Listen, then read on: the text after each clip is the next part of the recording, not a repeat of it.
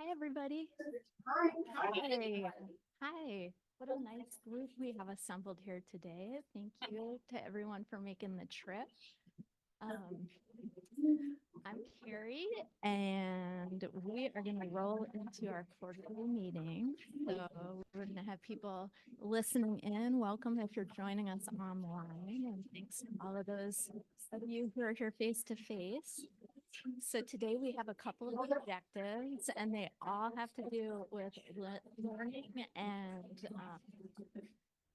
thinking more about what the work plan is moving forward for this group. So lots to listen to this day, and then a lot of time together to come up with some cool ideas. So we're going to go ahead and get started with welcome, introductions, and the agenda overview.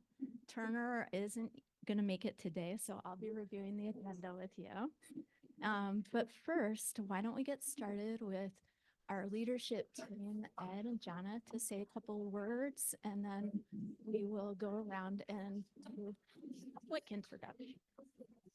Sure. Good morning, everybody. Good afternoon, I should say, everybody. Good to see you again. I'm Ed Kaiser, Provost and Executive of Oregon State, and one of the chairs.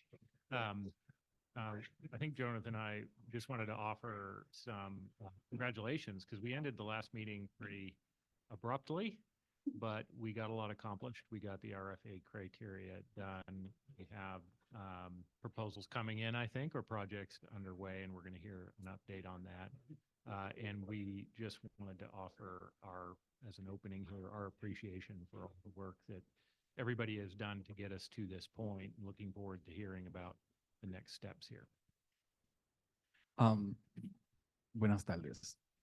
So this is a really weird reflective moment, as when I came into this, I was terrified of what we were going into. And then I thought it was going to be a massive fight, everybody screaming for their issue, their point, their stuff. And I'm terrified because we've been able to accomplish what we've accomplished to today, and we'll look at what we've accomplished. The fear is what's ahead and what we can accomplish if we keep the same commitment, the same energy, and the same vision as it's been developed. So it's super exciting to be at this junction. But I do have to recognize that this was terrifying coming into this and what we were going to get to. And I think you all should be very proud of where we are. Also, the understanding and the lessons that we learned from other people. And I think we're a little bit closer than we were when we started this. And I think that this is perfect for Oregon at this juncture. Thanks, John. Well, with that, we will go ahead and let folks share who they are and what org they represent. I'm Paul Sheldon from Golden Rule Reentry in Medford, and I'm Abby's mini-me. I'm Abby Lewis, and the Executive Director of Golden Rule Reentry from Medford. I'm Christy Wilson, Workforce Development Manager at the City of Hillsborough. Janine Dwyer with Portland Community College, representing Sage Learn. Craig Campbell, the Special Assistant to the President on Manufacturing Innovation at Oregon Tech. Travis Ryman, Superintendent, Hillsborough School District. And Adam Whalen, Director of Secondary Partnerships at Willamette ESD.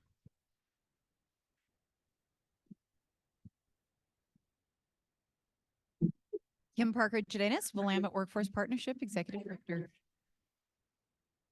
Arthur Chapman with Business Oregon. Eric Anderson with SEDCOR.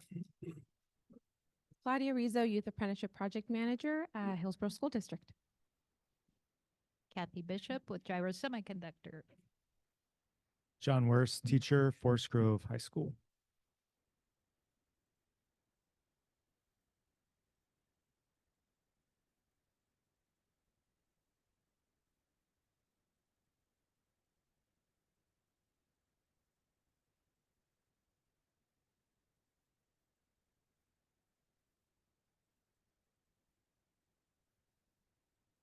For the Oregon Business Council. Hi, everyone. Heather Dessart, Executive Director of Northwest Oregon Works. I'm Dave Dillon with Food Northwest, Trade Association for Food Companies. Thank you, Emily Zuber, who works for the HEC, and Ronan, who also works for the HEC, who are providing support for this meeting. Appreciate you guys, and Katrina in the back, and Sarah in the back too, and Shelly. Thank you for being here. Okay, so I'm gonna turn around and ask Ronan if we have any public comment. We do not. So with that said, we will turn to the minutes to look at approving them from the March 20th meeting. You ought to have a copy of the minutes in your folder. So if you can take a look at that, and if someone is able and willing and interested in moving this forward, do so when you're ready.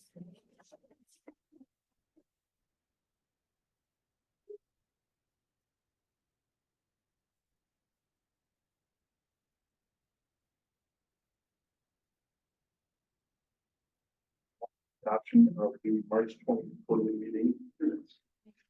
Have been moved, so moved. Seconded by Chrissy Wilson. All in favor? Aye. Anyone opposed? Okay. Thank you, everybody. Now we will move to item 4.0 on our agenda, which involves the dynamic Jennifer Purcell, who is going to be sharing with us about Workforce Ready grants, which we just touched on in the beginning. Jennifer will go into more detail. Thank you, Jennifer. I feel like dynamic. I have to up my game a little bit.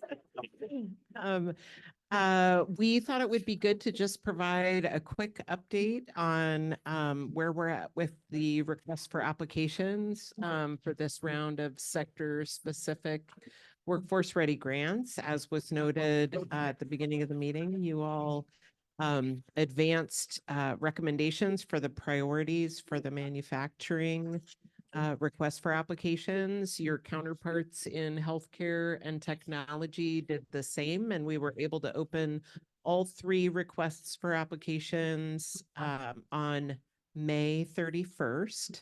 And you all should have received copies of the RFA information. You should have received a link to a publicity kit and publicity materials so that you can help with sharing that opportunity with your networks.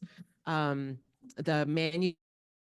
RFA, based on your recommendations, focuses on 2 parts. One is promoting opportunities to connect to diverse manufacturing occupations, and prioritizing participation by the priority populations identified in Future Ready Oregon. And then the second piece of the manufacturing RFA is focused on earn and learn opportunities and transferable manufacturing skills. Those will be accepting applications through July 31st, and that will put us on track to get all of those grant awards made by the end of this year. And then, as a reminder, the ARPA funded projects have to be fully implemented and complete by 2026. And unless you have other questions for me, that is all that I have for the update on the Workforce Ready grant, this sector specific cycle. And just thank you all again for your work to get to those recommendations for informing this last round of funding through the Future Ready Oregon investments made by the legislature in 2022. Thank you, Jennifer. And then fact check with Katrina. Katrina, there's an info session on the 21st, right? Yes, there is at check 10 or 11 a.m. Okay. It's on our website under Future Ready Workforce Grants. Yes, it's 11 a.m. 11 a.m. on the 21st is the info session for manufacturing grants. So feel free to check it out or refer folks to check it out. The team does a great job of laying out the process, as well as providing information on technical advisors who are free to utilize for folks to help with grant ideas, fleshing it out, like helping people with the process. So please share widely so we can get as many requests for funds as possible. Thank you for that. Now we're going to move into 5.0, which is advancing our medium-term objectives. So next slide, please, Ronan. All right. So back to what Ed was saying earlier, Dennis, check. We did accomplish the short-term goal. Congratulations, everyone. I know that was a challenging meeting in a lot of different ways, and the work got done, and it's exciting. We can't wait to see the projects that roll in for manufacturing. And now we're moving on to medium-term, longer-term objectives. So I wanted to just share a little bit about what that is going to look like. We'll also be having a presentation a little bit later on learnings from Oregon, Future Ready Oregon Year 2, as well as legislative updates, looking forward to 25-27. So there's like a theme in this meeting. The theme is, where are we headed? And us all working together to chart that path. So the medium-term objectives, they're around making strategic policy and funding recommendations for manufacturing workforce, and to do so by also establishing standing work group structure. And the exercise that we're going to have later towards the end of the afternoon will be a time where we're going to ask you to break out and talk through ideas that you might want us to focus on, as well as that may lead into any what kinds of work groups you think we ought to have, activities that we ought to be doing, groups that we partner with. I'm kind of giving it away right now, the instructions to the exercise later, but it's because I really want you to be thinking about that as we talk about what's next now. So we're going to look at how we measure success of the work that we're going to be doing. Next slide, please. And then this is a little bit of a work plan. Here we are now in June, and many of you are engaged right now in helping populate the list for our employer focus groups that are going to be held this summer, and we'll receive the final report that we'll be sharing out in the October meeting from what was learned. These industry focus groups, we're going to have 5 of them. Whoops, I'm giving away the next slide. But basically, we're going to use this meeting and then the information from the focus groups and the work we do in between to help in the October meeting around policy and funding priority setting, which will then chart the path for the work plan for 2025 for this group. So I want to shout out to John and see if there's anything you guys wanted to add. No? Okay. Yeah, and so we will all hear from Jensen Associates in October as they wrap up the focus groups. Thank you so much to those of you who have been working to provide us with focus group people to attend and represent industry. And we will be reaching out and maybe tapping some more of you to actually help out and help us get some more names. We really want to hear from industry and manufacturing. The purpose of these focus groups is because our table is not exclusively made up from industry, we really want to tap industry as a whole and understand what they see as the challenges, because that's really the essence of how we want to craft our work plan based on industry needs. So next slide, please.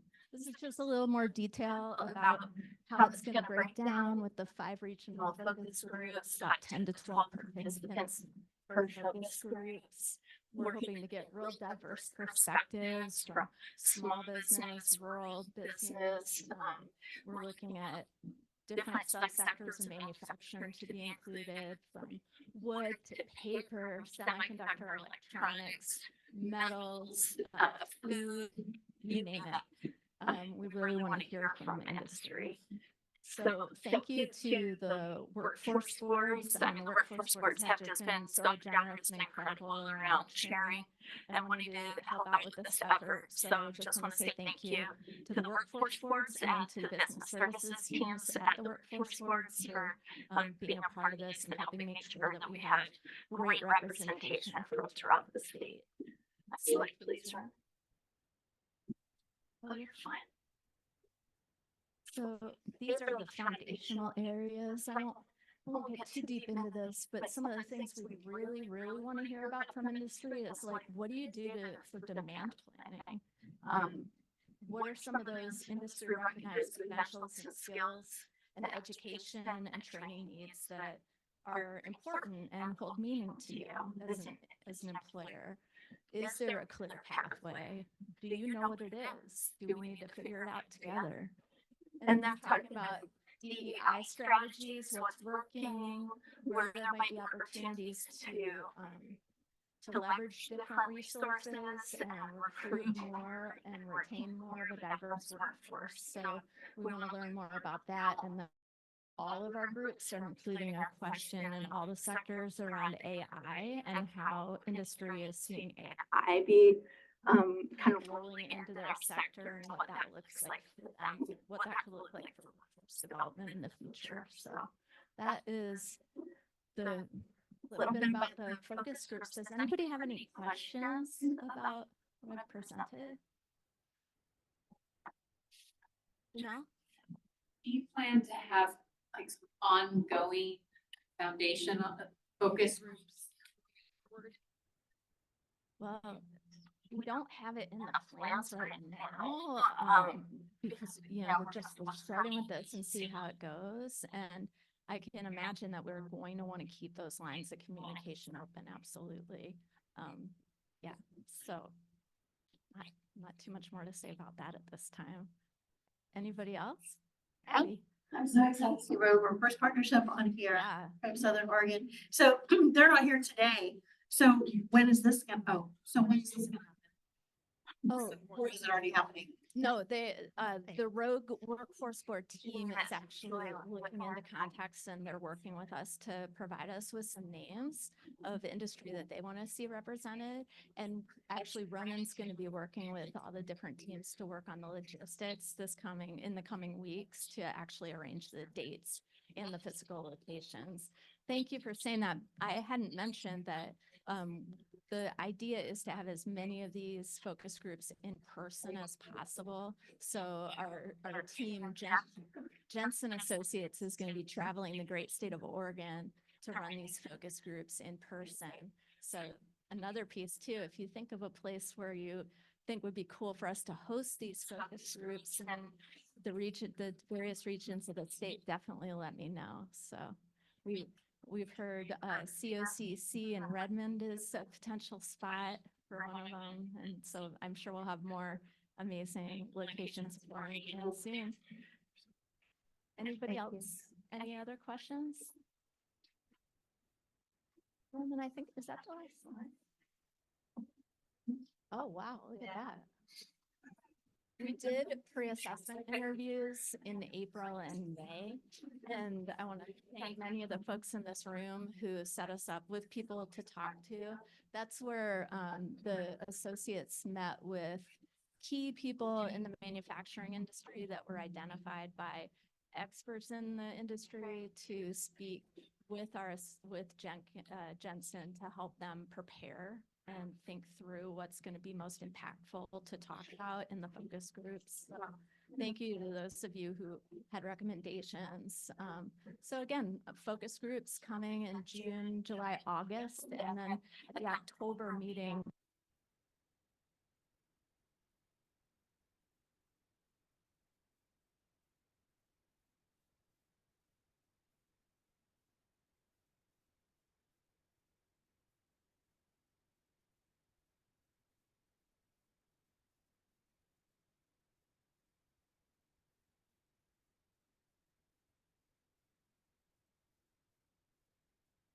Ahead of schedule. Oh, we are a bit ahead of schedule. Can I help with that? Yeah. Dylan has something he would like to say at this time. I just have a question, just trying to think about this structurally. So there's a finite pool of grant dollars that we've talked a lot about. These efforts clearly reach beyond that. Could you just talk about structurally is there going to be an effort to get another round of grant dollars, or kind of what's the lifespan beyond the grant making round that this seems to envision? Somebody needs to give me a microphone. Wow. It's almost like I paid you to do that with this tiny thing. I'd like to hand it over to Jennifer. And start on 0.7.0. Well, so I just texted Amy to see if she's close, but Dave, just to answer your question, structurally, the industry consortia are built into HEC's current service level budget. So what that means is that they are part of our ongoing structure and activities going forward. So as advisory to the Workforce and Talent Development Board and the Commission, really bringing sector-specific workforce and talent development expertise to our portfolio of work, that is in statute and established permanently for healthcare, manufacturing, and technology. And little bait and switch, agenda item 7, we'll talk a little bit more about what's ahead.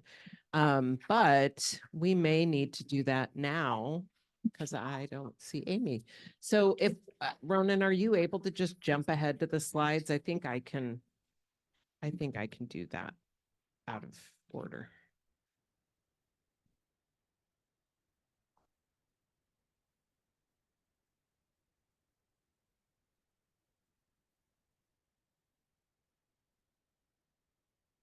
And you should have a copy of these slides in your packets as well. And I'll apologize, you're going to hear a lot from me over the next few minutes. Normally this legislative update is provided HEC's legislative and policy director, and he is on vacation this week. So I'm gonna try and walk us through what's next.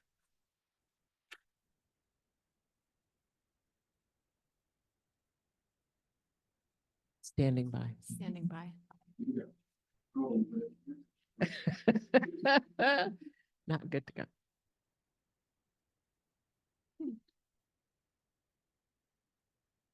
Oh, look at the slides. So There we go. All right. So agenda item 7 is to provide you a little bit of an update on legislative activities and to start looking ahead to 25-27. Next slide, please. So first, we thought we'd give you a little bit of an update on what happened in 2024 session, which feels like a year ago, but it just wrapped up a couple of months ago. Some workforce investments that we thought you'd be interested in from 2024. House Bill 5701 allocated approximately $10 million to 6 public universities and community colleges to support education and training in the semiconductor related fields. That breakdown is here, and we're in the process of working with the colleges and universities to get those funds dispersed, and those activities, as I understand, are underway. These investments complement a bill, House Bill 4154, which is the next slide, which established a semiconductor talent sustaining fund. There was not immediate funding to accompany this particular bill, but it created the mechanism by which funds can be transferred to the HEC to support workforce education and training in the semiconductor field. And broadly indicates that the sustaining fund would be used for funding education, training, and research opportunities. The fund itself can receive funds through donations, appropriations, and interest. And it is currently established through 2030. And then, as I mentioned, it was established as a mechanism by which any balance of proceeds from the Oregon CHIPS Act that are currently with Business Oregon, that it would create a pathway to use those funds for education and training investments. That was the intention. But as you can see, the fund can receive contributions from other mechanisms as well. As part of this work, we're also, the HEC in partnership with OBC is exploring a consortia approach to informing semiconductor investments and better understanding the needs of industry and community and education and training partners. And so all of that sort of builds into this House Bill 4154 and 5701 bodies of work coming out of the 2024 session. Are there any questions about 2024? If not, I'm going to give you a quick primer on policy and budget planning. And for some of you, this will be part of your everyday conversational language, which makes you really fun at dinner conversations. For others, this may be new information. So we really want to make sure that you all have the same operating language when we're talking about policy and budget planning. So for reference in your packet is a list of acronyms and their definitions. But I'll just draw your attention to a couple. I've already used current service level a moment ago, but this is essentially what it takes to do what we're already doing in the next biennium. Policy option package is it's a proposal that would include new funding, new state resources, and legislative concepts are proposals that involve either new or amended statutory language. The agency recommended budget, or ARB, is HEC's budget proposal, and then that informs the governor's recommended budget, or the GRB. Then biennial, Oregon operates on a biennial budget cycle every 2 years. Next slide, please. So this is where we're at in planning for the 2025 legislative session. We think about budget and policy planning in sort of 4 phases. Initial concept development, really working with partners to understand what folks might be envisioning on the horizon. And it really is the important work of advisory bodies like the Industry Consortia, the state's Workforce and Talent Development Board, the Higher Education Coordinating Commission, other advisory bodies like that, to really help the agency think conceptually about proposals going into the next cycle. April through June is typically when we're in the process in the even numbered years of drafting policy and budget proposals for the coming legislative cycle, and that's squarely where we're at now. And then in August through November, we move into finalizing agency request budgets for the HEC. The commission approves our agency request budget in August, and it is submitted to the governor in September. And then September through December is really the time when the governor is developing her governor's recommended budget before the legislature begins its work in January. A little bit more about the specifics for where we're at today. The HEC received direction from the governor that this year's agency request budgets would be limited to 1% above the current service level, with this caveat of sort of. So again, current service level is what would it take to do the work we're doing today in the new biennium. And then we had a 1% opportunity, 1% of our budget, to sort of evaluate what are other priorities that we would consider. There are some exceptions to the cap. University and college support funds, student financial aid, and other items, which would include ongoing workforce investments, which I'm going to talk about in a moment, will be considered as exceptions to the cap. As we're looking to 2025, there is a clear focus on the governor's longstanding priorities, including housing, behavioral health, and education. And we're likely to continue to see significant investments in those initiatives. And as I mentioned, we're squarely in the partner engagement phase. And while timelines are short, we are working to socialize some of these concepts that are being proposed right now. And so then just a primer to look ahead to 2025. The HEC is considering what an ongoing investment in workforce activities. Oh, Amy's here. In workforce activities and what that might look like. I'll say that we're considering that in sort of 3 buckets. So first, I mentioned that all of the ARPA funding that was appropriated in 2022 has to be obligated or under contract or grant agreement by the end of 2024.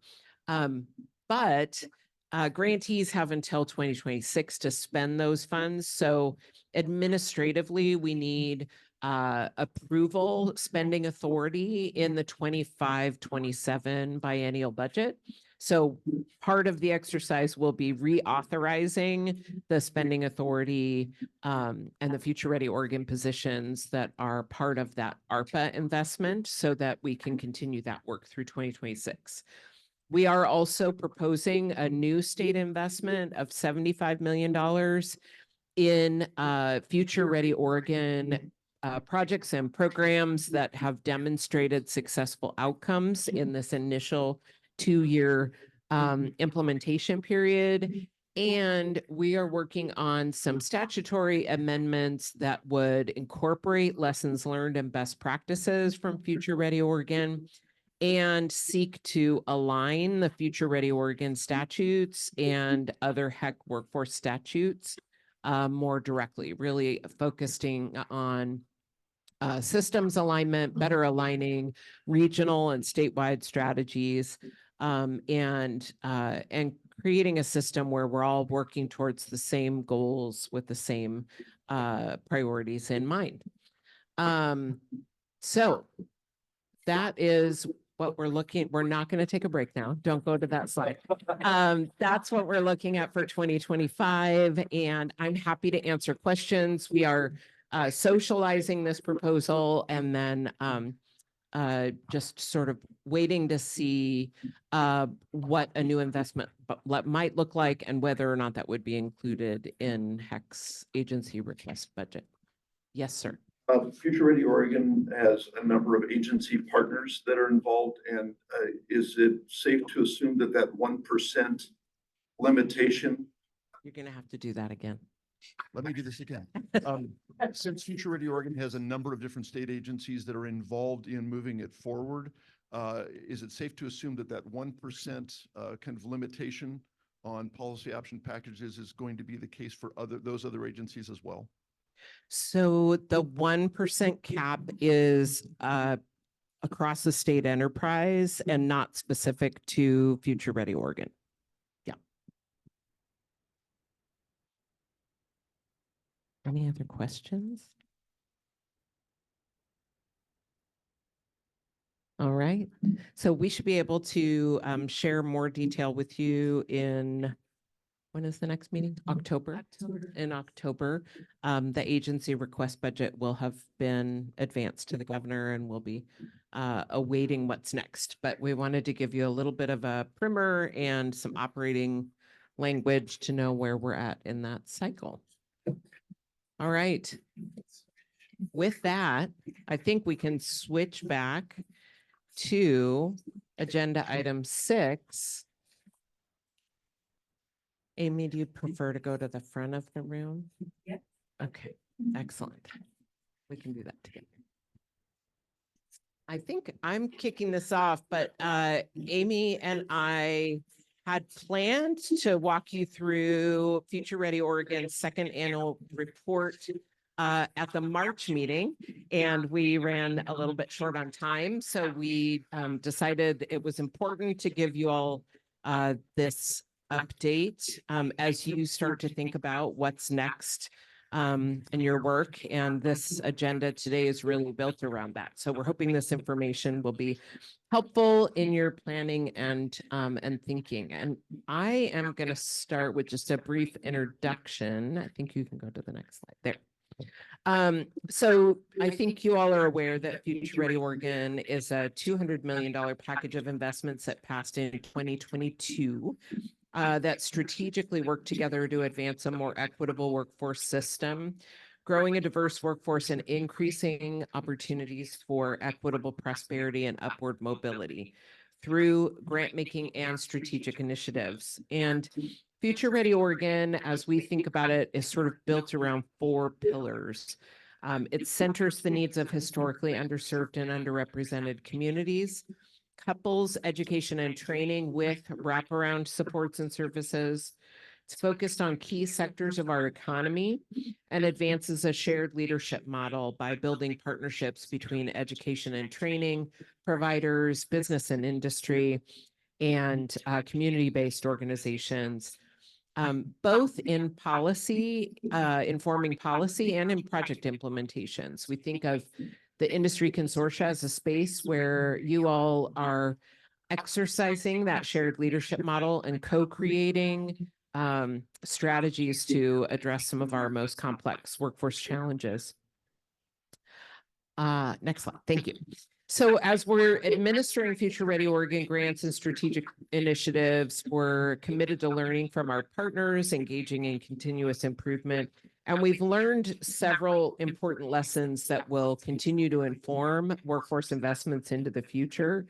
In particular, the flexibility of Future Ready Oregon investments have been a game changer. We've heard this time and time again from organizations that the flexible funds are coming alongside and leveraging existing workforce investments to really improve outcomes, as well as the flexibility of the funds has uniquely allowed for activities like capacity building, wraparound supports as eligible activities, providing for low barrier opportunities like career exploration and credential attainment.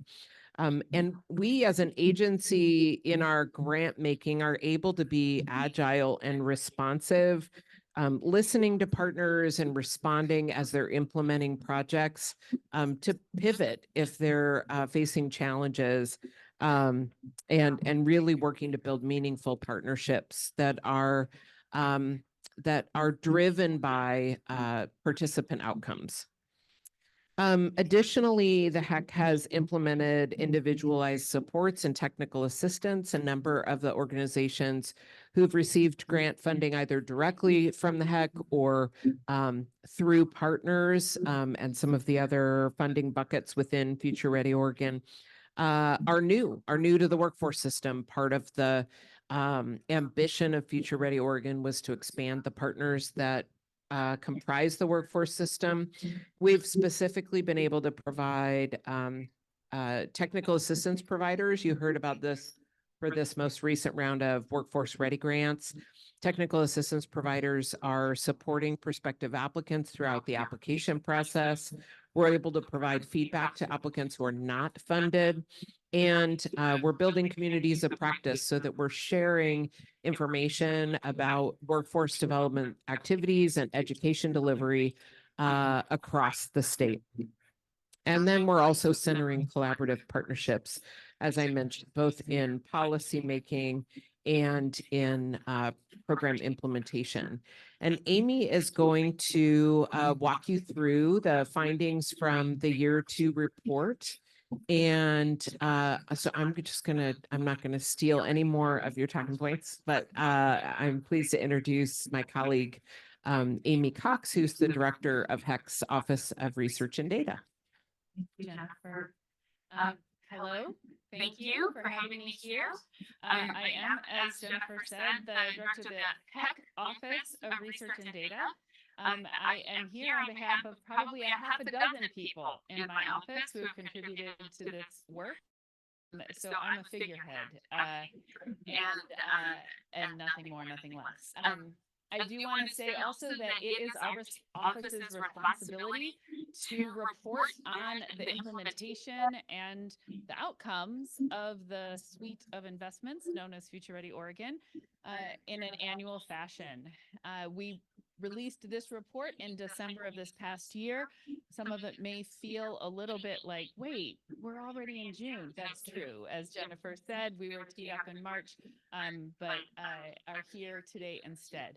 I want to acknowledge also, lastly, that while it is our office's responsibility to as I said, report on the implementation and outcomes of Future Ready Oregon, and it's a responsibility that we take very seriously, pulling together the best available data for the questions at hand wherever possible.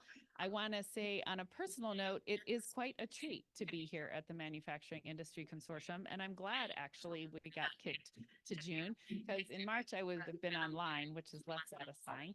And now I'm in person, but more than that, because I've seen firsthand in my own family the impact that manufacturing jobs can have on upward mobility. And so it's just, thank you for letting me be here today. Next slide. Yeah. A little closer. Oh, thank you, Ron. The reporting that we have are doing for, and will do for Future Ready Oregon is a multi-year process. It's a multi-year program with a multi-year set of outcomes. And we have it revolving around these two very intertwined questions that stem directly from the statute and the sort of purpose, as Jennifer just described. And they are, does Future Ready Oregon lead to greater economic security? And we ask that in terms of individuals, communities, businesses, the state. And does it improve equity, centering racial equity across, and that is across equity across workforce training programs, across employment, across industries, across career advancement. We really see these two questions as intertwined. Economic security without equity is likely to be limited, especially at a statewide level. And equity without economic security is likely to be very limited as well in terms of its long-term impacts. So we look at these different versions of these questions in terms of the various aspects of both the implementation and the outcomes of the Future Ready Oregon programs. I'm not going to go through all of those, but they're there so that you can see we had a plan. Next slide, thank you. This past year's report in 2023 was focused on the implementation progress made to date and on some initial outcomes, including numbers of participants. I will give you a heads up if you haven't yet looked at your slides. Employment outcomes are not yet in here. We are calculating them literally as we speak. So they will be coming soon, but they're not in this. And that's really because of the time it takes for employment data and participant data to come in, get cleaned, get matched, get validated. Okay, so we focus on implementation progress. This is really important because if we look at employment outcomes later this year and in the coming years, and we don't have a sense of whether how the programs were put into practice, we will draw the wrong conclusions. It's very easy to do. I know everyone is thinking about the impact and the economic impact, and that is exactly, the purpose. But if we don't understand how we got there, we will draw the wrong conclusions about what programs were effective for whom and why. Initial outcomes, numbers of participants, services completion rates, numbers of services, as well as statewide outcomes, trends in paid labor force participation, trends in unemployment, occupation and industry projections, and then comparing some of those trends to those participants to see how is the labor force looking in the state compared to the composition of Future Ready Oregon participants.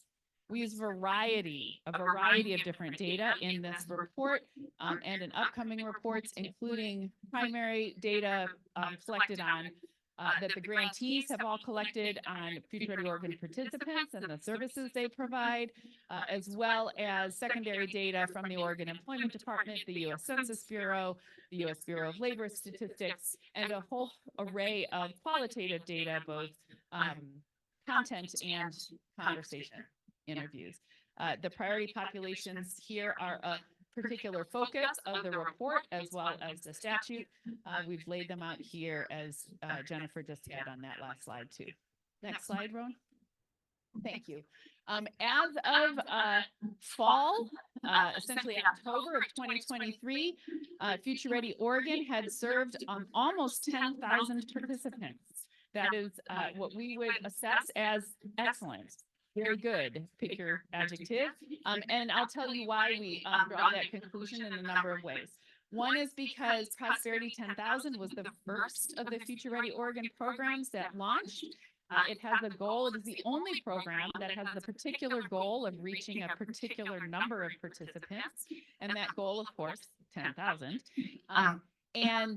But that goal being reached over a period of several years of Future Ready Oregon. And yet in the first 13 months of that program, it had already reached 3,800 participants. So it was almost 40% of the way to the goal in 25% of the time. In addition, a significant number of participants, more than 3,000 in post-secondary career pathways. So their programs already stood up at the community colleges that Future Ready Oregon infused additional investment and strategy and goals into, especially around priority populations. And so that's where the other largest chunk is. But much of those grants, many of those grants for post-secondary career pathways and for workforce ready grants, registered apprenticeships, and to some extent youth programs were also allowed to be infrastructure grants. So in other words, the initial set of investments was aimed not only at serving participants, but also at expanding and deepening and strengthening programs to serve more and better participants. And so we would expect, in terms of number of participants, no participants served by an infrastructure grant, but that is something we'll track over time. So to be able to say 9,400 participants served in through June 30th, is what this participant data is through June 30th of 2023, is quite a strong sort of start to the program, if you will. Among the participants who reported their own personal identities, everybody was asked. Some participants choose to report, some do not. We're all adults. Among those who did report, 92% come from priority populations. 97% have completed the services that they were provided. These are very high numbers. These are very high numbers. Services, of course, range widely. Right? Services can be a day-long program. They could be a several weeks-long program. We've combined them here. We have not included support services. So these are job and training and career services. 97% completion rate across participants overall. When we looked at that broken out by priority population, we see similarly high rates. They're not all 97, but I think all but one were in the 90s and that one was 89. So quite high. 31% of participants used some kind of support services as well. We wanted to call this out because this is a unique feature of the funding of Future Ready Oregon programs that is unlike a lot of workforce training investments where the funding is allowed to be used for support services, wraparound supports, and we did see about a third of participants engaging in those, and we've heard from many grantees that this was a significant reason from their observation about why the completion rate overall was so high. And then lastly, and this is I think one of the most, they're all important, but this is a really important finding. And that is that the participants in Future Ready Oregon, as far as we can tell, up through June of 2023, are more diverse than Oregon's labor force overall. in terms of race, ethnicity, in terms of age, in terms of gender, in terms of geography. Those are the 4 areas that the employment department gathers data on, right? So we can't compare across all aspects of the priority populations, but we can across those 4. And this is not to say more than it says. It is not to say that Future Ready Oregon has reached the finish line. It is to say that this is a necessary, if not the full race, this is a necessary initial step to seeing one of the primary outcomes and goals of Future Ready Oregon, one of them, which is to have a more equitable workforce training system to enable a more equitable economy and labor force. Next slide. These are some specific findings about each of the programs. There is much more detail in the report, but even with the small font, there's still lots and lots and lots more detail in the report. But I do want to call out a couple things. You'll see across these the high service program completion rate across the different programs, as well as the number of participants. Prosperity 10,000, we talked about basically already, post-secondary career pathways as well. Registered apprenticeships, this is from one of the sister, brother, sibling agencies called out earlier. That's the Bureau of Labor and Industries, runs apprenticeship programs in the state and has the funding from Future Ready Oregon to run registered apprenticeships. They served 316 participants, and that I want to point out by June 30th, 2023, that may sound small, but the task of setting up a new apprenticeship or sub-apprenticeship program is about an 11-month process. So that any of them were already off the ground and serving participants is a success story. Youth programs run out of the Youth Development Oregon, which is the division of the Oregon Department of Education, another one of the sibling agencies, served more than 1,000 participants. Credit for Prior Learning is a program that is not focused on participants, but again, focused on infrastructure to better serve participants. These are programs at community colleges and public universities that allow people to literally get college credit for prior learning. So often military experiences, but not exclusively, could be from overseas education experiences or other kinds of life experiences. And 19 of the 25 public universities and community colleges applied for those grants and expanded those programs. So those are things we will continue to be tracking, the numbers of students enrolled in those or earning credit through those programs. Workforce Ready grants, which Jeff mentioned a bit about and we'll mention more about, large program administered by the HEC. In that first round, serving 868 participants, many of those grants also infrastructure. And then, of course, the Industry Consortia, with which you're quite familiar, and Workforce Benefits Navigators, which is entirely ARPA funded, and so had a little bit later start because it could, right, with the funding and the sort of breakneck speed of standing up the others. Next slide. I do want to call out a couple things in particular for this consortium, and that is that when we look at manufacturing in particular across the training programs and across the services that participants engaged in, we found training for manufacturing occupations across multiple programs. You know, definitely evidence of it, a priority in grant making. We did not see a lot of participants engaged in industry or occupation specific training, and certainly not a lot in manufacturing specific training. There are a few possible reasons for this, which we will be looking at in this year's report. One of them is that it's possible that participants are participating in other services prior to getting enrolled in topic-based training, right? So it may just be a lag. We may see more this year.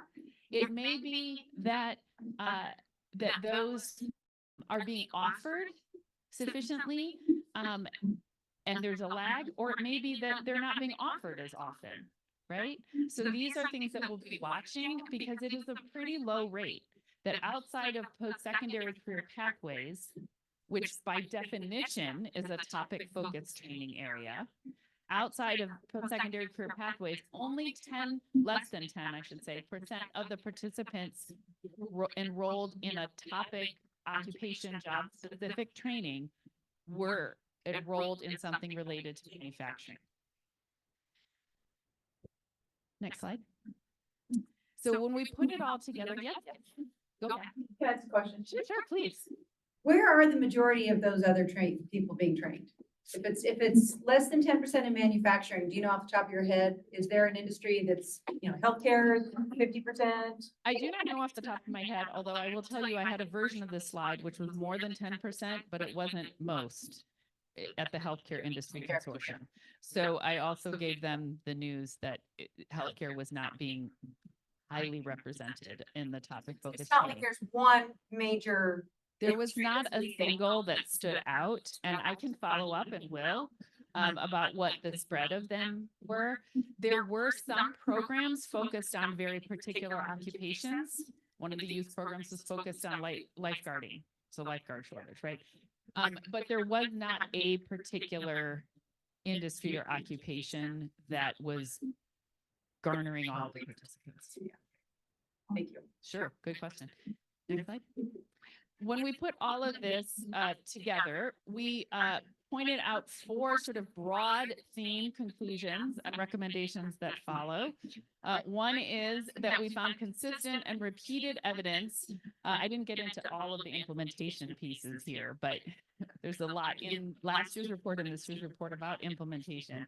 And we found consistent and repeated evidence that engaging those served was associated with improved outcomes. Now, that includes lots of kinds of engagement at all levels, as we lay out here. I want to point out this may be obvious to you, or it may not be obvious to you. I'm not sure. It is not necessarily the norm in government grant making. So it is a very important thing to call out and put out explicitly, which is why we did, across a whole range of kinds of programs, kinds of investments. Repeatedly, we saw that engagement with the community served, from agencies to the grantees, with grantees, with participants, that engagement in new ways led to better outcomes, and outcomes again measured broadly, but all in terms of the goals of Future Ready Oregon, reaching a more equitable swath of Oregon and leading to greater economic prosperity. And for that, we called out a recommendation that future workforce development investments, especially those that aim to advance equity, should prioritize engagement with the communities intended to benefit from that investment. For many organizations, this kind of engagement was doing things differently. And so current investments should continue to do so. It is very easy to default back to what we are used to doing. And we say, please don't. Overall finding number 2, one of the most commonly reported benefits of Future Ready Oregon was for grantees was the flexibility of funding, in particular around the support services. And I mentioned that earlier. We've heard this time and again, that this enabled youth programs to be able to keep those youth engaged and complete the training. This enabled organizations, grantees to be able to meet participants where they were at, provide what they needed to provide in order to get them into the training that they wanted to be in, but maybe couldn't because they were lacking transportation or lacking childcare. The recommendation that follows, future workforce development investments should include flexibility for allowable uses of funds to encourage innovation, maximize reach, and improve program success. Next slide. Overall finding number 3, topic-focused job training, especially in healthcare, manufacturing, and technology industry sectors, is not, or not yet, common among the participants. only 29% of participants outside of career pathways enrolled in a topic-focused training, and less than half of these are in the key industry sectors. Future Ready Oregon programs should expand workforce development trainings for the healthcare, manufacturing, and technology industry sectors. And then overall finding number 4, administrative burden can be high, especially in rapid, multifaceted programs like Future Ready Oregon. And Future Ready Oregon is not only multifaceted in terms of numbers of programs, it is multifaceted in terms of funding sources, state dollars and ARPA funds, right? Each of which has different reporting, financial budget reporting requirements for those funds. A lot of what we heard was the value of the grant administrators across multiple agencies helping the grantees with that kind and other kinds of administrative burden. Future Ready Oregon is fortunate to have that kind of administrative infrastructure. Not all grants do. And so we called for future workforce development investments to provide the time and staffing resources to plan how to build processes and tools that ease that administrative burden for grantees especially when it's across different funding sources. And that is the last of our overall findings and recommendations. And I know I'm happy to answer any other questions now or later. I know Jennifer is going to look ahead at sort of some of the next steps. Actually, I think we have just a couple of slides to build on since the year 2 data, and then we can open it up to questions. We thought it would be helpful for you all to see the manufacturing awards from round 2. So these are the awards that were made over the last 6 months since the year 2 report was published. So next slide, please. In round 2 for Workforce Ready grants, we awarded 30 projects funding. And among those, 9 grants were specific to manufacturing. These included career-connected learning, credential pathways in semiconductor, bioscience, and mass timber manufacturing as examples. There were also several projects that advanced equitable education and training opportunities to recruit and retain a diverse workforce in multiple sectors. So you'll see those are the blue star. So that might be a project that was technology and manufacturing, or an organization that was doing workforce education and training across all 3 sectors. There are a diversity of projects that were awarded funding from programs that support specific manufacturing career pathways, some projects that are upskilling incumbent workers, as well as individualized guidance, training, and career coaching for general workforce proficiencies. Projects also vary in where they are in development and implementation. So some of these projects are in their initial phases, and some of these projects are building on round 1 investments, which were primarily around capacity building. And then projects vary in the quantity and type of partnerships. So we've talked about that shared leadership approach to project implementation. These projects have strong employer and industry partnerships, significant wraparound supports for participants with an emphasis on culturally specific and responsive programming. Additionally, projects vary by priority populations served. And a couple of examples that we wanted to call out for you. Next slide, please. Our Hacienda Community Development Corporation received a grant for an upskilling initiative that's providing pathways in mass timber manufacturing. They're collaborating with an employer partner on the implementation of a training initiative that's aimed at equipping a minimum of 60 individuals, specifically low-income and Latino workers, with the essential skills necessary for modular construction and design using mass timber. Another project is on the North Oregon coast. Nestucca Valley School District has partnered in a countywide effort in Tillamook County in partnership with the community college and 2 other school districts and a countywide consortium of employers to stand up a CTE career exploration experience. They are creating career skills centers that are accessible for all high school students and building partnerships with industry to create pathways for trained manufacturing and trades workers jobs in Tillamook County. This particular project serves rural students, and transportation is a significant barrier. They are providing transportation services to the CTE Career Center. And the last project I want to highlight is Oregon Workforce Partnership. This is the organization that's made up of the 9 local workforce boards in Oregon. This was a grant award that leveraged a Department of Labor grant to expand workforce reentry programs inside each of Oregon's 12 prison facilities. It's in partnership with the 9 local workforce boards across the state.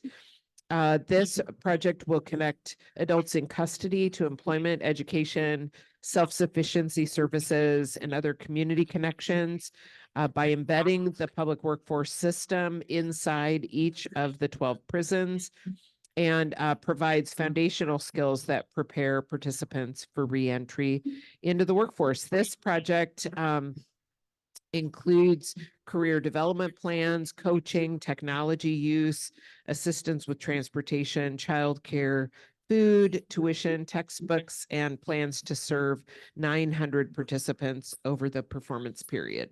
So that's a little bit of what has happened since the year 2 report was published, and Amy and I are happy to answer any questions about the findings so far. And I think there's a slide that says questions, maybe. Nope. I won't give that presentation again, I promise. Are there any questions? Yes, Abby. I just want to compliment you guys on such a beautiful visualization. It was very easy to understand everything, and thank you for defining all the acronyms, and this is very good. I'm glad. Good presentation. Thank you. Thank you. Any other questions or compliments?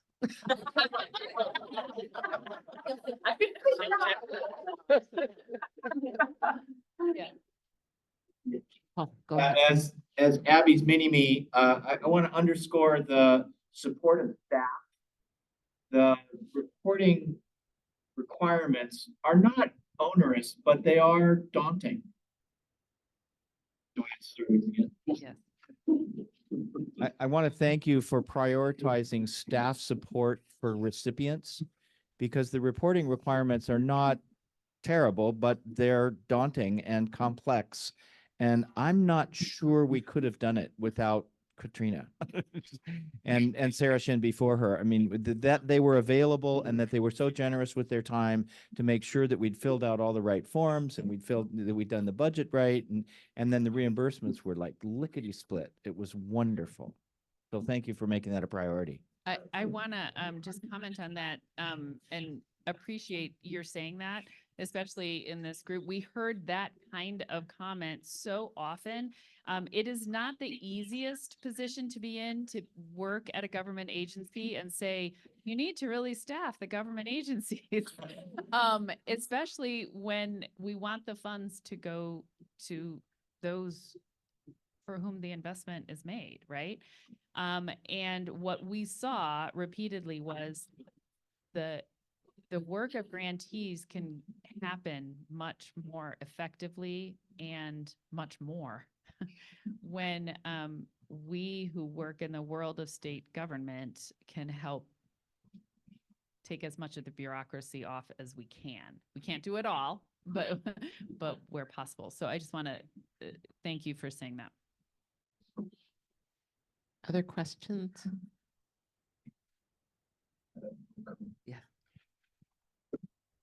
Needed say exercise. Dr. Cox, I'm Travis from the Hillsborough School District, and I just wanted to say thanks for the comment you made related to economic security. You said, I think economic security without equity would be very limited. And I think that's true. I think across healthcare, tech, and manufacturing, if we just continue with programs that work for white English-speaking male students, that will never reach security, shared prosperity, any of that. And so I thank you for the data related to the priority populations that the money has gotten to. I'd say on the other side, if the money isn't going to the sectors that we need it to based on our talent gap analysis, then we need to double down on the match between the talent gap analysis we do with the employment department and then the nature of the grants that we're awarding and make sure that those reach, say, the manufacturing sector. And I can see there's a discrepancy there. And finally, every time I get a microphone, I get to say, it's super important that we focus on apprenticeship in Oregon. In other states, we're being outpaced by a chunk. And in Oregon, we're underutilizing apprenticeship structures. I care a lot about youth apprenticeship because I serve K-12 students, but across the board, I think we can triple down on that investment. Thank you. Thank you. You have no argument from me on any of those things. I very much appreciate your comments on them. And I will say, in case it's not clear, in our office, we are responsible for reporting on all of the Future Ready Oregon investments, including the investments made in other agencies like apprenticeships. So not just the HEC portion. Other questions or comments? I had a quick question. What did you mean by topic-based training? Could you kind of elaborate for layperson? It's a generic term that honestly is not, I understand. It's a great question. Let me say that. Industry or occupation specific training. So training in a particular job. Got it. Okay. Right. Thank you. Can you clarify that if that's meant outside of the industry itself?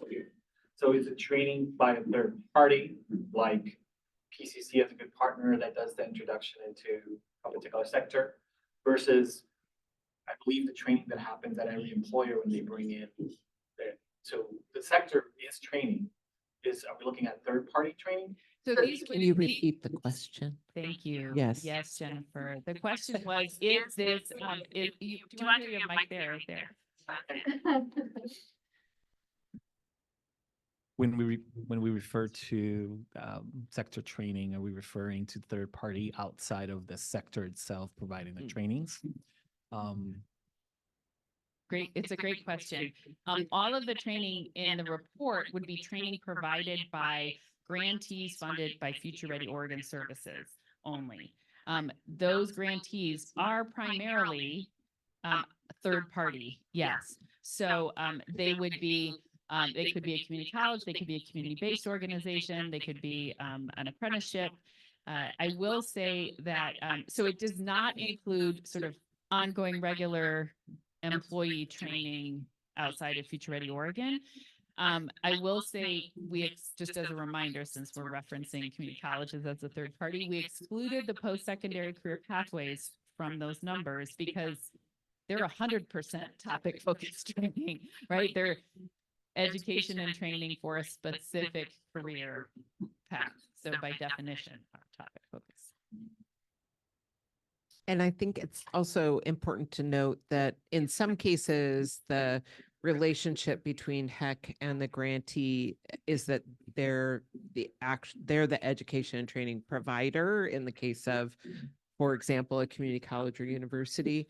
And then in other cases, the grantee relationship is with an organization that is maybe providing the recruitment or the holistic wraparound supports and working then with an education and training provider as sort of a third party or fourth party. An array. Yes. And then I also just like to point out that as we're moving into this second round of workforce ready grant investments that are topic specific and the third round that is open now, we do anticipate that the topic specific training numbers will increase. That first round was really focused on capacity building.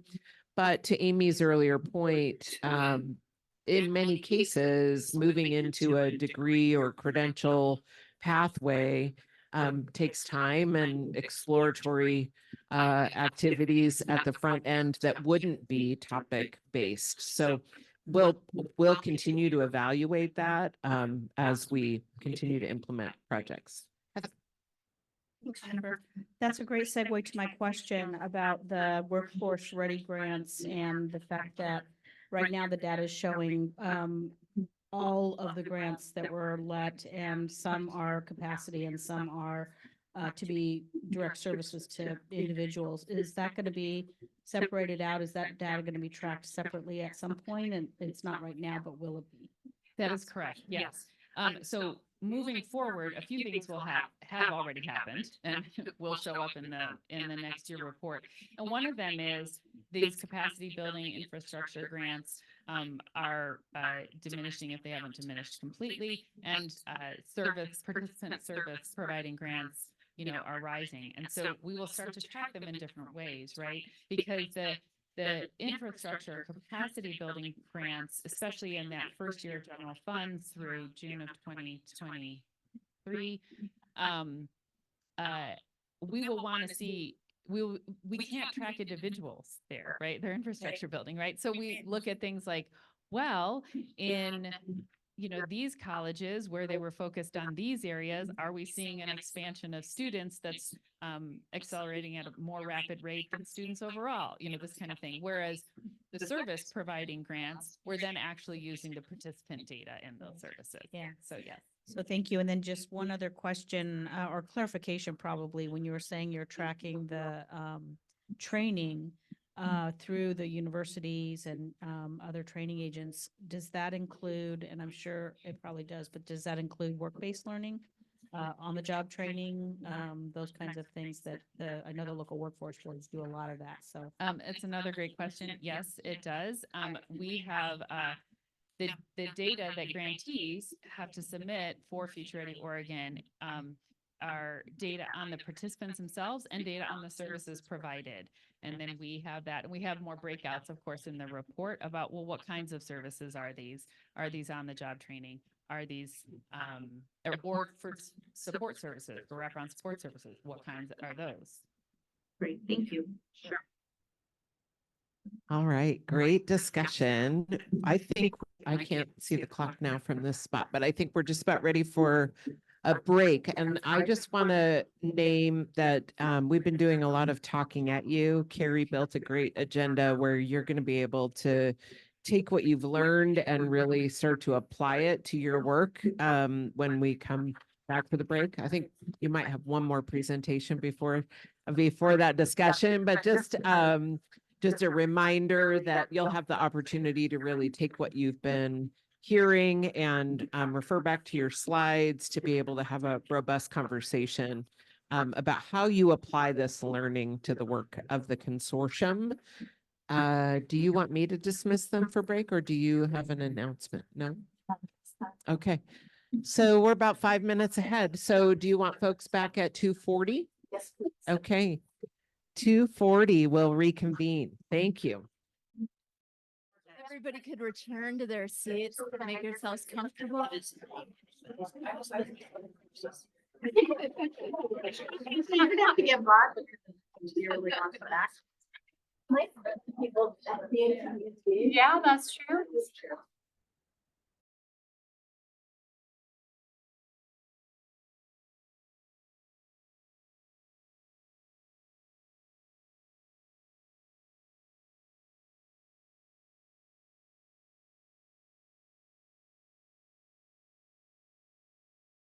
There's lemonade and tea back there. That was intentional if you want to make Arnold Palmer's.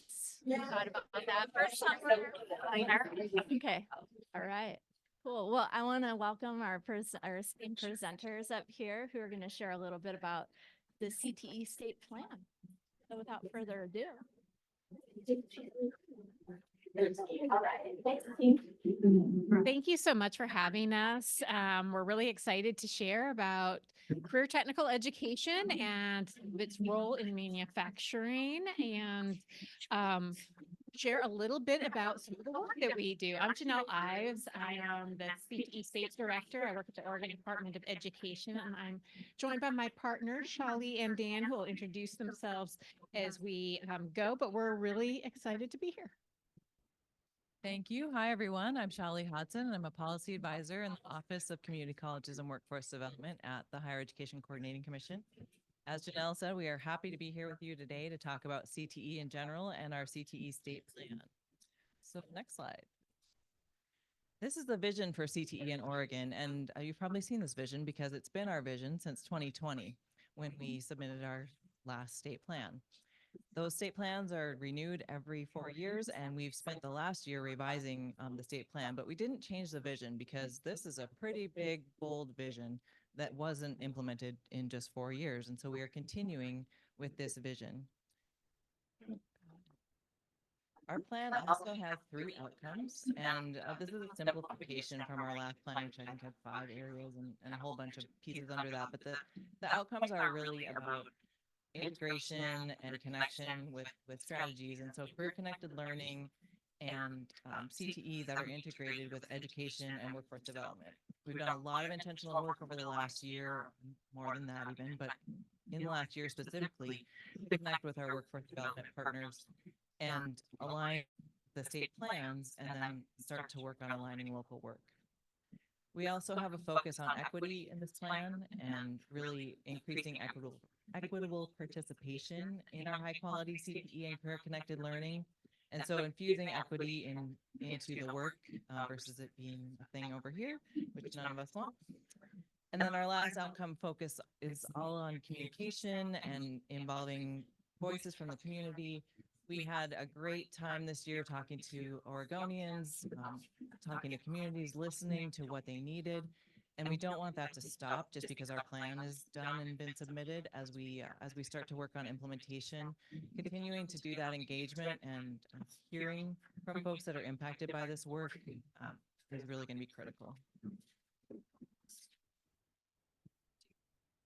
So 4 years ago, right before the pandemic, we started our first CTE state plan under the new Perkins rule. Perkins is our federal funding, and that is where most of the funding for career technical education in the state comes from.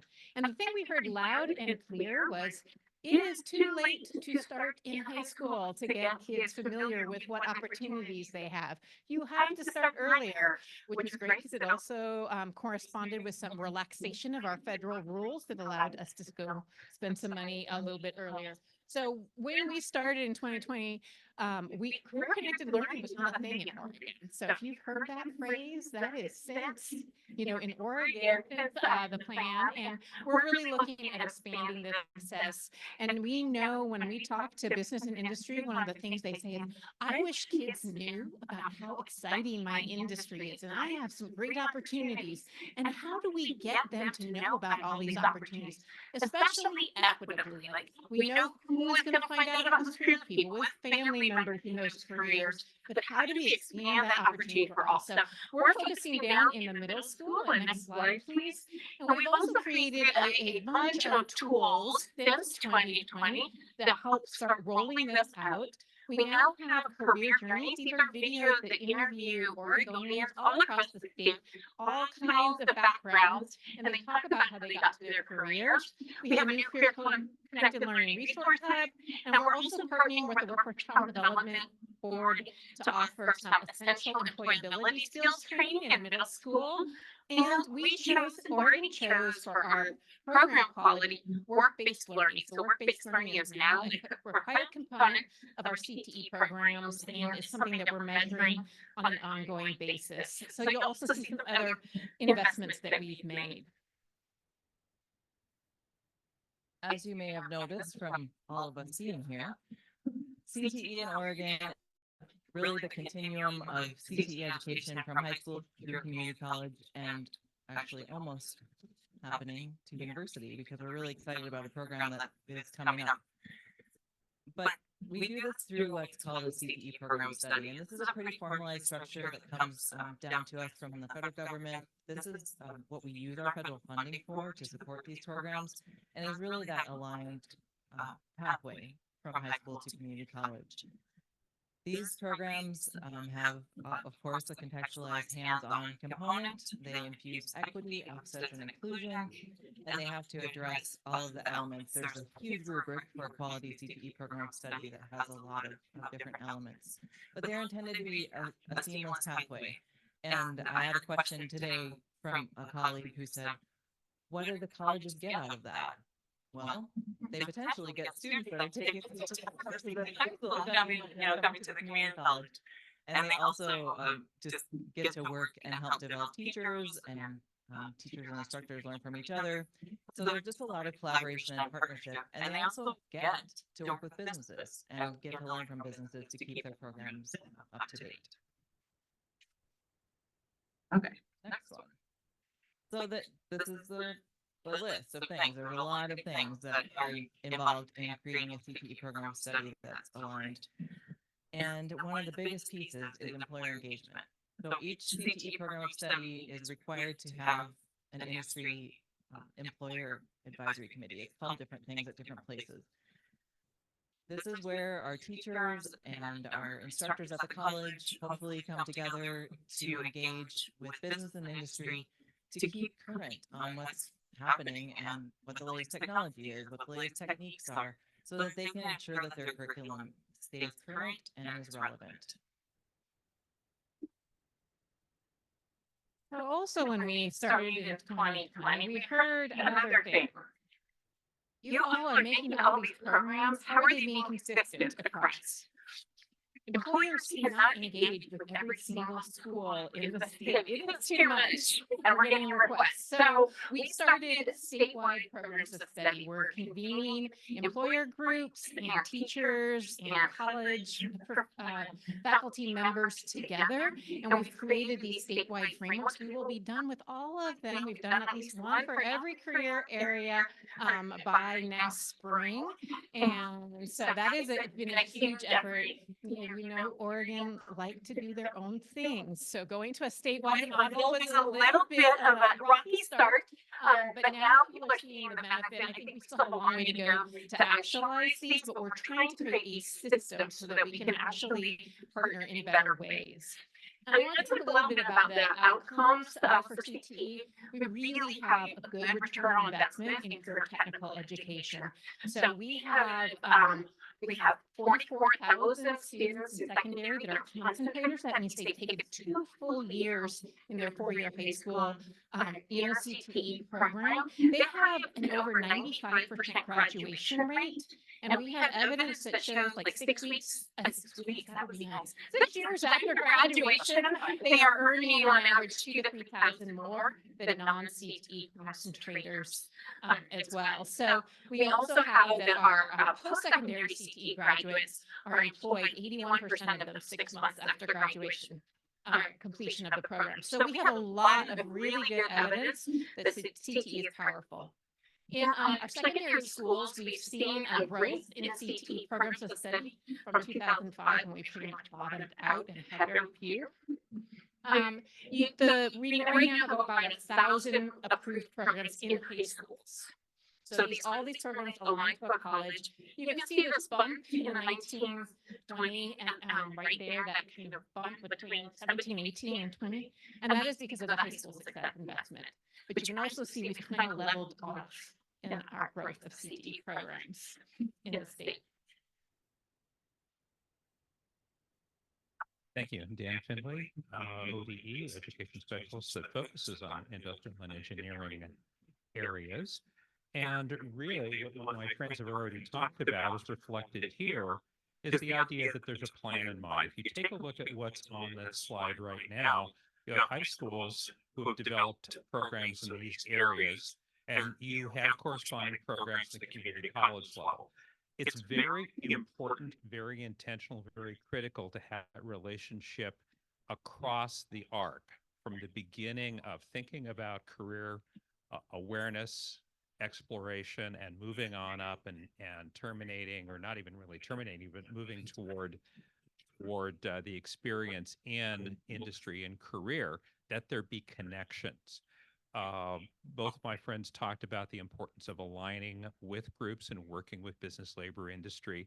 You will not find necessarily programs of study existing in areas where there isn't support, where there isn't industry that corresponds to it. Our motto is really never leave any learner behind. Make sure that the learner has a full, robust experience and is able to transition to the life that happens after the secondary experience. If it's not that, it's just a very interesting elective. But what we're talking about here is a robust, non-duplicative, sequential approach to education. So these are important. Most high school programs tend to be fairly general, and they really help students to prepare for what comes later. So there's a lot that's discussed and talked about in terms of employability skills. And we build on that to give individuals foundational information so that they can be successful in manufacturing, for example. And you'll see here a rough idea of the way things are laid out. Generally speaking, the manufacturing courses that you see in many of the high schools in Oregon are of a more general nature. They may vary depending on particular areas. Some areas, such as machining, are extremely expensive. We do not have differential funding. We don't have differential compensation yet in Oregon. That may come on down the road. But the importance is understanding that it takes the right sort of industrial support, the right relationships with community colleges, and the proper funding to make sure that these areas can work. So what you'll see is areas where the individual community can be successful, and it does take an entire community or village to make a CTE program work. We also use those industry connections to help qualify and develop faculty. There are instructor appraisal committees that help to introduce new educators into the CTE realm, and they do have a comprehensive approach to education and professional development to help make sure that they're ready as they move forward. By comparison, next slide, please. By comparison, here's a look at what things look like on the engineering standpoint, which is another one of the areas that I touch on. And we do have engineering programs that sort of seesaw back and forth between manufacturing, machining, and engineering. That's actually, we believe, a very good thing, because no individual exists in a vacuum. And those people who engineer things should be able to build them. So this is actually a good thing. It gives you an idea of the growth and changes around the size of engineering. Next slide, please. And then finally, this particular graph shows our number of manufacturing concentrators. So those are individuals with 2 or more credits within an area. If they have half credit or more, we consider them to be participants. You're dipping your toe in the pool. You're trying to figure out, is this really what you want to do? If you move on to a concentrator level, this is really an area of determining that this is an area of high interest. It may not be the thing that the individual will do for the rest of their particular career, but is very high interest. It's very highly engaging for them, and it may contribute to another experience that knits together nicely with it. I think of entrepreneurship. I think of business. I think of people who are interested in manufacturing becoming enthralled with engineering, and actually the other way around. It goes both directions. When we talk about the importance of equity, we talk about the fact that everyone should have the opportunity to explore. And what we find is that's not quite there yet. So a lot of the efforts that are being discussed within the context of Future Ready Oregon, that idea about providing access and ideas and supports, very, very critical to help individuals who see themselves as maybe not fitting into a particular area, being brave and stepping forward and trying new ways of learning, new ways of doing, and new ways of thinking. Next slide. So this particular slide requires a little bit of interpretation. When you get access to the slide deck, which I believe you will, there is a link to the high school CTE dashboard that will allow you to go ahead and explore this on your own. You'll find it very fascinating and very educational because it helps break down and explore the ways that the different areas work together. And you'll notice that our stack gets shorter as we move further out. This is simply individuals drilling deeper into different areas and taking that second course, that third course. What we would like to see is these bars get taller. We would like to retain more individuals through the process and have them positioned in such a way that regardless of race, ethnicity, zip code, individual circumstances, they have the opportunity to grow. Yes. Can you say what Perkins is again? Is that the name of legislator or sponsored legislation or something? What is it? Now, Carl Dewey Perkins was a representative from, I believe, Louisiana, but I'm not certain off the top of my head because I can't remember, who helped to drive the entire process. Like a Pell Grant has basically, okay, and has come through a number of incarnations. Let's go ahead and do the next slide because you'll see a lot of the same sort of patterning going on here when we look at retention of graduates. In this case, we're looking at engineering graduates and we're looking at it in terms of gender. We don't have this quite sussed out yet either because we do have a disproportionality with regard to individuals identifying as, we call it, non-traditional industries in our area, where some industries are overrepresented by certain gender identifications, and we're trying to figure out ways to smooth that out. The work that's being done extensively within the grant is something that will probably provide us with some foundation to do that as we have more wraparound services. Thank you.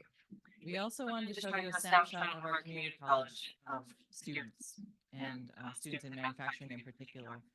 So this is a table that basically shows all community college students by race and ethnicity, and then students who are participating in manufacturing. So we're not talking about concentrators yet, which a concentrator at the post-secondary level, and Janelle will kick me if I get this wrong, is someone who has taken at least 12 credits in a program. Right? Yes, okay. So you can see in way over there where we have some underrepresentation and some overrepresentation. And we're doing this analysis to help colleges really dig into their data and see where there are opportunity gaps, where they can make decisions that will improve these the underrepresentations in particular. Okay, next one. So this one is a comparison of the overall community college student population and CT concentrators. And so these are folks who are committed to manufacturing program. They've taken at least 12 credits, they're in it, they're doing it, they're moving forward. And so again, we have some underrepresentations that are different this time and some overrepresentations. But this is a tool that will be providing some technical assistance and training for our colleges to help them understand how to use it and to hopefully start making some decisions about resources and where they find other partners and what they can do to move the needle on particularly the underrepresented buckets. I did want to touch a little bit on, since we started this in 2020, we are renewing it now. We just submitted our new plan to the federal government. And when we submitted that plan in 2020, we thought, work-based learning, we've never really focused on this in high school. Maybe we should hope for 5%. I don't know. We're guessing, basically. And as you can see, the last year we have data for, we had 58.4% of our CTE concentrators participate in a quality work-based learning experience. And the most exciting piece is that it is equitable across our student groups. We have been recognized as one of the states with the most equitable opportunities for work-based learning in the country. And so you can see that our youth from migrant families, we have 64% of those concentrators participating. Pacific Islanders, Native Hawaiians also have the largest ethnic group that's participating in work-based learning. So we've done a really intentional job as we're building this from the ground up at making sure that all students have access to these work-based learning. And thank you, industry partners, if you hosted any or sponsored any work-based learning opportunities for high schools. It's really an important way to provide that on-the-job experience, kind of giving you an idea of what it's like to work in manufacturing, not just studying it in a classroom. Next slide, please. And so that's why we're here today. We're really excited about partnerships with business and industry. You have a big role to play. Not only do you help us advise our programs, you advise what we teach. Like, we don't teach academic standards, we do teach academic standards, but we really focus on the business standards that you all say is important. And you help us also develop our teachers. Next slide. So we're really looking forward, now that we have statewide programs of study, to an annual update, similar to what you're doing with your focus groups, around what industry recognized credentials should we count and promote. Are these the right skill sets? Are there things that we should be focusing on that are a little different in our CTE programs? How are we going to support work-based learning? And what priorities should we have in CTE? So we look forward to continued partnership with groups such as yours to help us shape these really important opportunities for workforce development. And if you have any questions, please reach out to any of us or ask them. I have a quick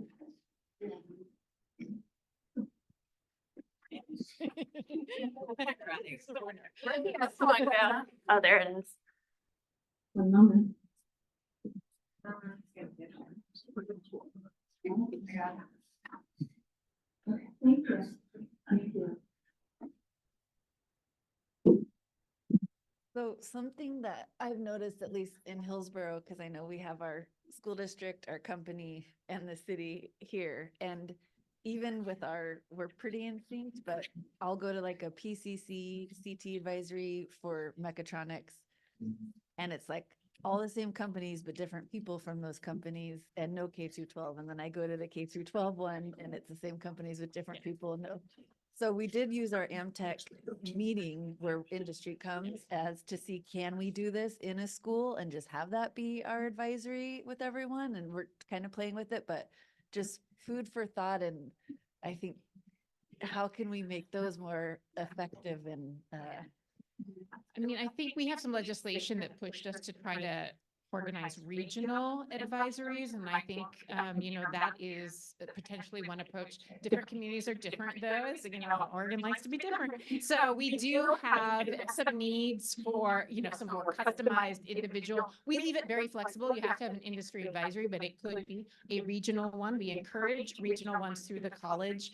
We encourage colleges to invite their high school faculty, teachers to those, because sometimes they're excluded and that's not very helpful. It's also a great opportunity to sell the college. So we really hope that those regional ones take off. And then we would like to offer this statewide, just some trends at the state level of what's happening, what are those needs, and hopefully help identify those industry recognized credentials of value as well. We do get differential funding, a little incentive grant for kids that earn IRCs, as we call them, in high schools.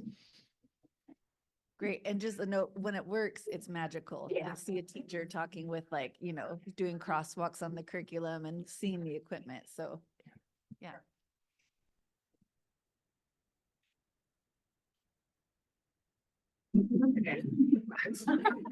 You're probably gonna need them. So Dan and Janelle both talked about kind of the participant funnel from participant to concentrator. And so it sounds like from what you said, Dan, you're not focused on increasing the number of participants necessarily, you're focusing on the conversion from the participant to concentrator.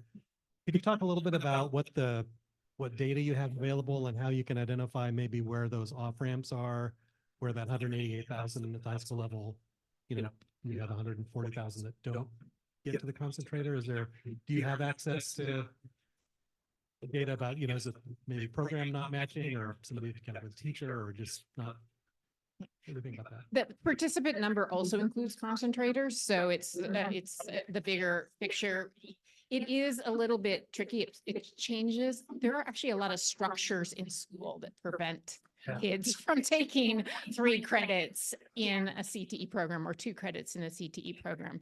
So some of it are structural issues at schools, which is why we're really focused on this career connected learning in schools and working with administrators and school counselors on how you can advise.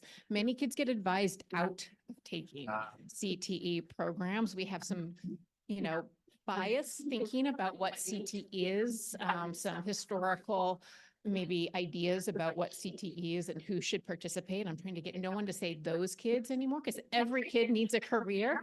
There's not usually a magic kid in there that doesn't have to go and work at some point. So those are some of the barriers. And then there's just, interests of kids and really selling it. I think we which is why communication is one of our outcomes. We have not done a good job of talking about those benefits of really diving deep to administrators, to family members, to parents, etc. And real quickly, we also believe that if someone shifts and goes into a different program of study, that's actually a good thing, because that's someone out there who figured out, there's no way I want to do this for the rest of my life. We don't necessarily have a way of tracking those. And so some of that is people shuffling.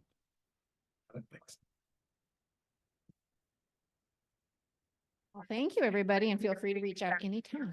Thank you. Thanks, everybody. This is a perfect segue for our activity now. You don't have to move even. We're making it super easy. So what we'd love for you to do, it's 3:15 right now. So we'll take about 20 minutes for you and either 2 of your neighbors or 1 of your neighbor to pair and share, if you will, and address and consider these 3 questions that we've posed. The first one is to provide recommendations on the 3 most critical 1 to 3 critical priority areas for this consortium to focus on for the 2025 work plan. The next question, and these should be in your slides too, in your folder. Any ideas that you have on activities that this group you think would be worthwhile for this group to support or engage in? And then finally, are there groups that you would want to see the Manufacturing Industry Consortium partner and or collaborate with as part of the work plan? So really thinking through like what we heard today and thinking about how to apply that to the direction that we go for 2025. And we will ask each group to report out after about 20 minutes and share where you landed for these 3 questions. And our Emily is going to take notes for us, and that way we can synthesize what you provide and use that in addition to what we learned from the focus groups to really chart the path moving forward for the work that's ahead. So does anybody have any questions? We got about 20 minutes, so locate your neighbor and or other neighbors and form a group, and we'll check back with you in like 20 minutes at 3:35. Thank you. And who would like to be the spokesperson? Oh, great people, of course. Thanks, Dan. Ours was more of a consolidated recommendation. It would start with essentially a pilot program in one or a couple of regions where you would initially do an assessment to identify what is being provided by well skills training versus what industry needs by way of skills training. Combine that with getting changing the formula for CTE instruction in the K through 12 funding distribution formula. So that you could actually adequately not only fund CTE, but encourage schools to go into CTE because it will expand the amount of money they would get for it. For the purpose of that's For the person, well, if we could do that statewide, it'd be great to have CTE funded statewide. Then getting the high schools, community colleges and universities, and I should add third-party training providers together to find out what each of them can bring to the table. And then target those one or two industries and figure out how to establish a more seamless training and education pathway to meet that industry's training needs. So it's kind of like an all-in, go to one place, one or two industries and say, okay, guys, everyone get together, figure out how to fix it here so we can use that as a model. Where's Jim now? That's like your journal. Gary, I'm gonna ask a follow-up question. Craig, did you guys talk about the role? So I see what kind of question 2 is the activities that the consortia leadership is going to consider as part of that. Did you guys kind of talk about your role at all? We didn't, but I could ad lib much the way that we put out sort of guidelines and instructions for how to carry out what was necessary for this last grant. You could do the exact same thing for identifying if you are going to be a region, here's the things that we would expect as outcomes. Here's what you need to do to qualify.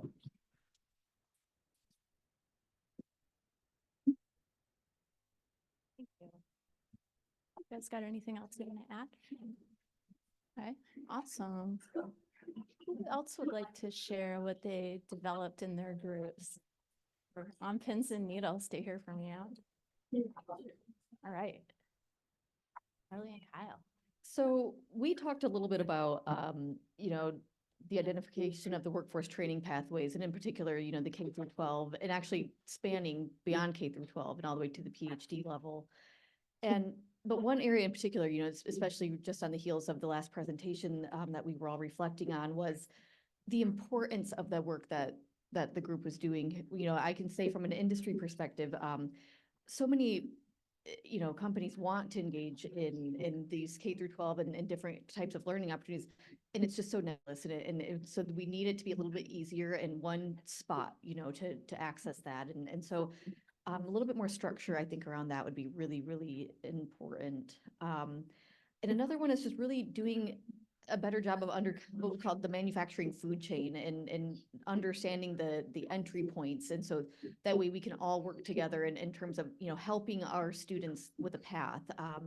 Janine said it really well. We're helping with the plan building and that sort of thing. So more ideas, not necessarily an answer of how we're going to get there, but definitely things I think that we should be focusing on. Did I miss anything? Okay. Christy Wilson had to leave, but I know she is a big advocate for the whole mapping the K-12. It is the place where we get a lot of questions from industry in particular. I want to engage here. I want to support this. I don't exactly know what that looks like. And so trying to better understand how K-12, as you said it well, Carly, maps what those pathways look like, that would be a benefit to so many conversations that are happening right now. Thank you. Thanks, team. We got this group. Appreciate your feedback, everybody. Yeah, to go along with that, one of this beautiful group over here that we worked on was talking about the real need for intermediaries to help bridge those business and industry and school K-12 relationships and college relationships probably even, and how are we building that connection point and facilitating those relationships, because they both want to partner and neither of them have time or capacity or know the other's world. The other one we talked about was incumbent worker training and really having pathways and mapping those pathways and ensuring that incumbent workers, especially with automation and changes, are getting those opportunities to continue to move forward, and not forgetting that support services, if we're really going to have equitable participation and economic growth, that we need to have continued to support those support services for individuals. And we talked about the the activities, we did say that if we're going to go interview all of these employers, we should take those into some action items for the next biennium, and that not only mapping promising practices, but really disseminating those. So why are we all reinventing and trying new things? If we have something that's promising, let's expand that, extend it, potentially creating those areas of excellence. So bringing in those centers of excellence to help expand those promising practices in the different sectors, industry sectors such as manufacturing. And we thought that list was really important. K-12 should be making sure that not everybody thinks training and education partners includes K-12, and that industry associations might be missing from that list. Did I get enough? Excellent insights. Thank you. I can start. I can start for our little group with help from my companions. So under recommendations for potential priority areas, perhaps under equity and inclusion, we wanted to emphasize wraparound services as a really important aspect of keeping people focused on training and careers. And then under funding recommendations relating to workforce development, we also wanted to emphasize service-based learning, apprenticeship, and paid internships as ways of keeping people focused on manufacturing. Then under priority areas, similar to what Janelle said, the more than mapping, branding and marketing and outreach to create romance around careers in manufacturing, to make it sexy, to make it sticky, you know, get people, they want to reach out for that instead of thinking that it's in my world. Okay, I've always been the straight man. But in my world, it dates back to eugenics and intelligence testing, and you know, all these discriminations of the people who aren't worthy get routed into manufacturing. In the European system, you get filtered after middle school. You either go to high school with a development potential or you go to career training. And this is not what's happening in manufacturing now. It's fun to work in manufacturing. People enjoy their jobs and they have freedom. And you know, we need to find those things that make it interesting and talk about that in Southern Oregon and Eastern Oregon, not just the population centers. And then I just put down one group to reach out to, Rogue Advanced Manufacturing Partnership. There is an alliance of manufacturers in Southern Oregon emerging that needs recognition and would benefit from it. And then I put my old song about definition of work and what is work. It's changing. People don't know what work is anymore. And also that relates particularly to what was said earlier on AI and beginning to integrate AI into training to use AI in manufacturing. And what's the opportunity for that? Because that is glitzy and people want to reach out for that. What did I forget, Dan? I think that was it. The only thing that I throw on there reflects what everyone else has said, the importance of liaising between and among different groups, because unless there's a translator, unless there's a way to have that meaningful conversation, the other group is just the other group. Suddenly you realize that they're real people and they have plans and there are things going on. We have things to talk about and it gets really interesting, and selling that sizzle. Do we get all the groups? Are there any other groups that haven't gotten a report? It was like a coffee clutch. Coffee clutch? Okay. I don't. Greg's ears perked up. Do you have any follow-up questions, Ellie? Got it all for the notes? Great. Well, thanks to everybody for being a part of this exercise. We're really excited to synthesize what you've shared and look at how we can weave that into the plans and kind of reflect it back to you at the next meeting and in between. So with that said, that is a wrap. We're going to get you out of here early on this sunny day.